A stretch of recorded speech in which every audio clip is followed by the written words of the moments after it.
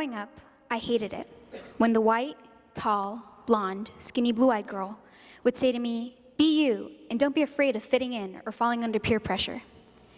She and others throughout my entire life had involuntarily taken the legitimate meaning out of that advice.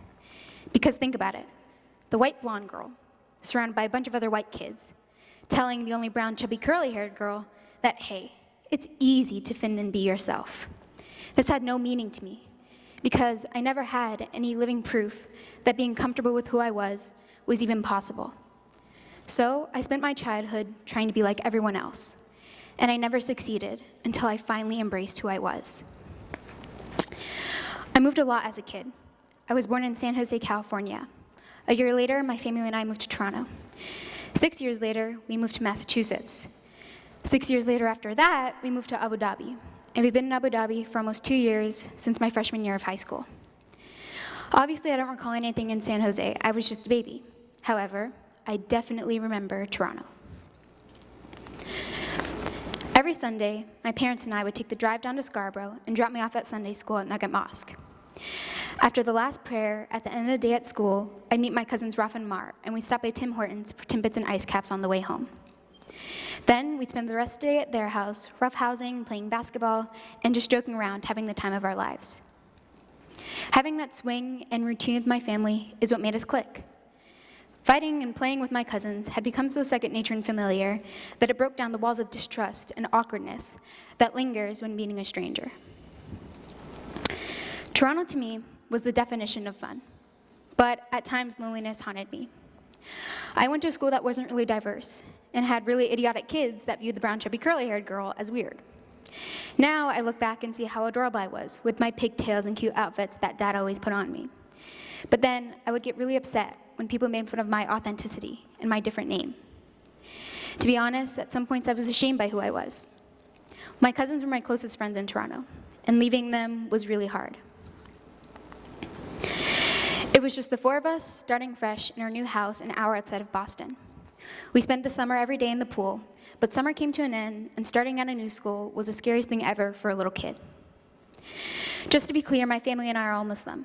Now, we don't pray 5 times a day every day, but we are conservative. So when I went back to school shopping, I was never allowed to buy shorts above the knee or tank tops. However, those personal standards were contradicted every day at school, and I was the only girl not wearing shorts above the knee and tank tops. And every day, I wished to be like the white skinny girls. I wished I had their straight hair, and I wished to be like all the other girls who went to the mall with their friends without their parents. But I was never like them, no matter how hard I tried. No matter how many times I tried to straighten my hair and get as straight as the white girls, I never could.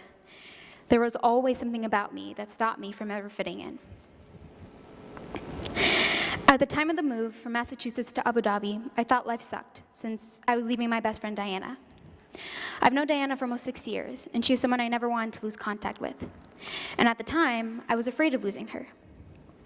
We clicked because we were able to vent and relate about the ridiculous norms, both physical and social, at school, while still competing and helping each other out with our precious academics. She was, is, and will always be my best friend. When I had told everyone I was moving to go to Abu Dhabi, no one even had a clue where I was talking about. So to help uncomplicate things, I just said the Middle East. The reaction to that was, "Oh my gosh, you're gonna die, and I'm never gonna get to see you again." Everyone had this very fake picture of the Middle East that is just a very undeveloped, third world, deserted, unstable war zone, like it is stereotyped in the US. But the Middle East and Abu Dhabi is completely different. So my family and I packed up our things and left the US. Moving to a place where there are a lot of brown people already made me fall in love with Abu Dhabi. Moving to a Muslim country was a dream come true, so I never felt awkward when I was wearing conservative clothing. When starting school, I assumed I'd be the new girl at school and finding the nerdy girls like me. But no, I got along with everyone. Everyone was so nice and welcoming and came and talked to me, so I thought, maybe high school isn't all that bad. Maybe there's no such things as cliques. Maybe watching Mean Girls did not explain everything in life after all. But I was wrong on so many things, some not in a bad way. Being Being the science math person that I am, I can't help but mention at least one math analogy. I'm hoping the majority of the people here know what asymptotes and functions are. Well, the definition of a function is that a function is a function if and only if, for every x value, there is only one unique y value. Each and every person in this room is an x value, and each one of us possesses a different y value. The problem is that, as humans, we wish to be like each other, and when this occurs, we reach an asymptote. An asymptote is a boundary on a graph that a function comes close to but never touches. That line is the imaginary picture we all refer to as perfection. That perfection holds all the physical, social, political, and economic standards that we view as perfect. Everyone wishes and tries so hard to reach the asymptote, but no one ever succeeds. No one ever succeeds because the asymptote is just a boundary. It is not part of the function. We are the function, and we need to realize that we will never be happy with our y value that describes who we are inside and out until we accept the fact that the asymptote is just a boundary, and it never will exist. Now, if my math teacher, Mr. Otto, were here, he would not be impressed, like I'm sure all of you are, because my amazing analogy only gives you an ultimatum without a solution. Mr. Otto is all about solutions, and thanks to him, we have an answer. The thing about asymptotes is that they limit you as a function, but you can still grow. So instead of striving to reach a value in the asymptote, you climb the asymptote, and you continue to grow and learn until you reach the top of your game. But you'll never fully feel that satisfaction of reaching the top of your game until you forget the asymptote and stop searching for something that doesn't exist, and instead be the best you that you can be. My first day of school, I met a few people who, turns out one was also from Boston. The next thing you know, that day consisted of a bunch of people coming up to me and asking, "You're Hannah from Boston, right? You're so cute, I love your hair. Here, let me show you where your next class is." And a bunch of other kind and hilarious things to say to the clueless new girl. Getting the few compliments at school was kind of foreign to me.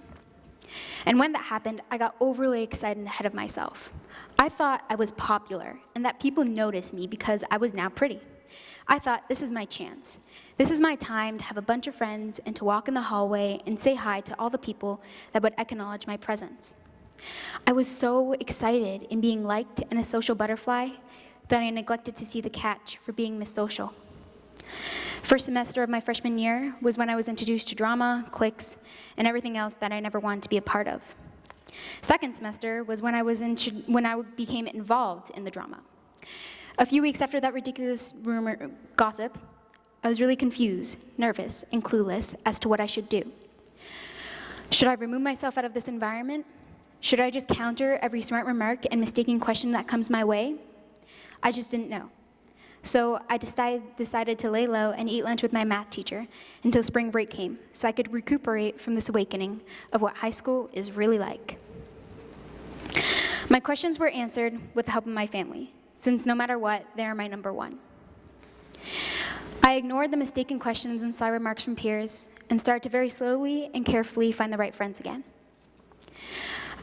Patience and awareness was key when finding the right friends again. I was very cautious of what I said around everyone because I just didn't know who to trust. The right friends are not the good or bad people, no. They're the people who I clicked with and who were right for me. I eventually found friends who I trusted and clicked with. I found Hodger. Hodger is my best friend. We bonded because we were able to relate and, we were both gigantic nerds with ridiculously protective parents, crazy families, and we both believed that equality and feminism is pretty cool. Hodger was someone who stood out to me and who I clicked with. And thankfully, I clicked with someone who surrounds herself with her people. They are Jessica, Lilia, Carolyn, Maya, and Victoria. They are the people who I vent and joke around with, and most importantly, who I am my completely goofy, nerdy Hannah self with. As for Diana, she still calls me at 2 a.m., sadly, to talk about mom, school, and soccer. And Hodger is still the only sane person who will ever get my Disney movie references. It seems simple, but the best things in life are simple. They are so simple and rare that it takes a lot of work and patience to finally dig out the gold. I found my gold. There has been a war between me and being myself in such a judgmental society for so long. I never wanted to fully come clean, and I admit this confusion, because as adolescents, we are always taught what's in the past is over, and it's time to focus on the now. But why should we forget the past if that is how we figure out how to handle the future? Why move on to the next challenge if one can't even admit defeat and learn from their mistakes?